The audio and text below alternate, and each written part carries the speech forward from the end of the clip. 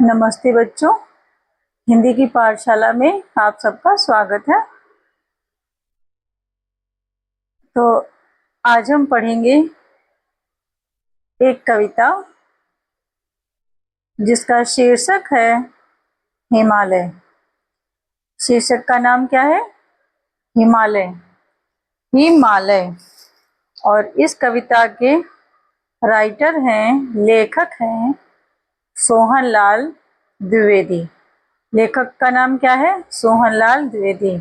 आज हम जो कविता पढ़ने वाले हैं उसका नाम है हिमालय और उसके लेखक हैं सोहनलाल द्विवेदी। ठीक है, तो इस कविता के माध्यम से कवि कहना चाहता है कि पहले तो कवि हिमालय का परिचय देना चाहता है कि हिमालय का हमारे जीवन में क्या महत्व है। ठीक है, तो कवि बताता है कि हिमालय को हमारे भारत में भारत का मुकुट कहा जाता है। हम लोग हिमालय को क्या कहते हैं? भारत का मुकुट कहते हैं। मुकुट जानते हो? वो जो सिर पे लगाया जाता है, ताज, मुकुट राजा लोग लगाते हैं। ठीक है, उसे मुकुट बोलते हैं। तो हिमालय को भारत का मुकुट कहा जाता है। और प्रस्तुत कविता में, इस कविता में कवि हमें हिमालय की तरह अडिग, सजग और सबल बनने के लिए प्रेरित करता है। ठीक है, कवि कहता है कि हमें हिमालय के तरह ही सजग होना चाहिए, अडिग होना चाहिए और सबल होना चाहिए। सबल का मतलब होता है पावरफुल, ताकतवर होना चाहिए। ठीक है, और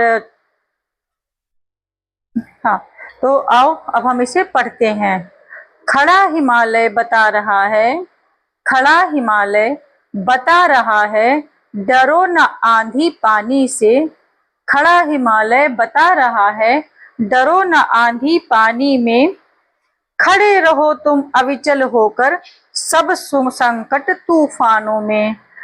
तो कवि कहना चाहता है, खड़ा हिमालय बता रहा है, डरो न आंधी पानी में। खड़े रहो तुम अविचल होकर, सब संकट तूफानों में। कवि कहता है कि हिमालय बता रहा है कि चाहे आंधी आए, चाहे पानी आए, चाहे तूफान आए, कोई भी संकट आ जाए, लेकिन आप अपनी जगह पर अडिग होकर, अविचल होकर, मतलब बिना हिले डुले खड़े रहो, एक जगह पर स्थित रहो। डिगो न अपने प्रण से तुम, डिगो न अपने प्रण से तुम, सब कुछ पा सकते हो प्यारे। डिगो न अपने प्रण से तुम, सब कुछ पा सकते हो प्यारे। तुम भी ऊंचे उठ सकते हो, छू सकते हो नभ के तारे। तो कवि कहता है कि आप अपने प्रण से, अपनी प्रतिज्ञा से हिलो नहीं, डिगो नहीं, अपनी प्रतिज्ञा को नहीं भूलो। और इसी के बल पर, इसी अपने प्रण, अपनी प्रतिज्ञा, अपने दृढ़ विश्वास के कारण ही आप जीवन में सब कुछ पा सकते हो।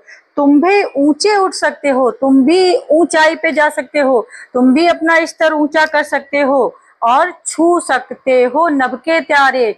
मतलब इतने ऊंचे उठ सकते हो कि तुमसे कोई भी चीज, कोई भी वस्तु अप्राप्य नहीं रहेगी। ऐसी कोई दुनिया में चीज नहीं रहेगी जिसे आप नहीं प्राप्त कर सकते हैं। आप भी आसमान के तारे छू सकते हैं।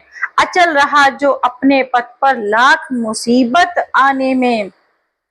कवि कहता है कि जो भी मुसीबतों के आने पर अपने पथ पर, अपने रास्ते पर, अपनी जगह पर अचल रहा है, मतलब जिसने अपना पथ नहीं छोड़ा, जिसने अपनी जगह नहीं छोड़ी, जिसने अपना उद्देश्य नहीं छोड़ा, मिली सफलता जग में उसको, जीने में मर जाने में।